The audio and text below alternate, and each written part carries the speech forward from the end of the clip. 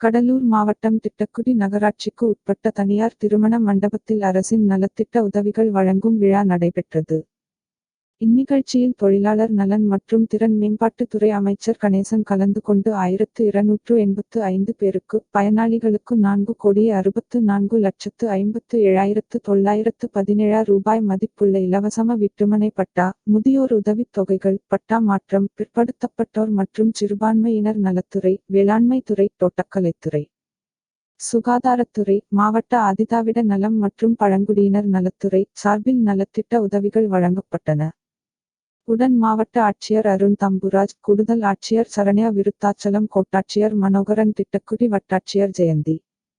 சமூக பாதுகாப்பு திட்டம் வட்டாட்சியர் கார்த்திகேயன், துணை வட்டாட்சியர் முருகன், மங்களூர் ஒன்றிய பெருந்தலைவர் சுகுணா சங்கர், நகராட்சி தலைவர் வெண்ணிலா கோதண்டம், நகராட்சி துணைத் தலைவர் பரமகுரு, டிஎஸ்பி காவ்யா, ஒன்றிய செயலாளர் பட்டூர் அமிர்தலிங்கம், மாவட்ட அயலக அணி அமைப்பாளர் சேதுராமன், மாவட்ட இளைஞர் அணி துணை அமைப்பாளர் அக்கனூர் பாரதிராஜா, விக்கி உட்பட கட்சி நிர்வாகிகள் பலர் கலந்து கொண்டனர்.